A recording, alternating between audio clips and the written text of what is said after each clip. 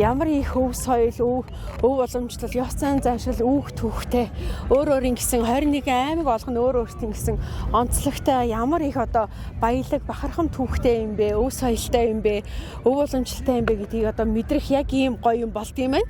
Тэгээд манай үндэсний мэдээж баяр наадам мэдээж маш том болж байгаа. Энд гэхдээ яг нөгөө аймаг бүхэн өөрсдийнхөө онцлогтой одоо тэр юу гэдэг дуу хөгжим те ааруул цагаан идэ одоо уламжлал бүх юмаа ингээд авчирч ингэж дэлгэдэг нь бол үнэхээр бас энэ наадмын онцлог юм ингэж харж байгаа. Тэгээд дүнгийн сая би тэд энийг очижтэй тойрон бүжиглээд та аллаа шүү гэхгүй.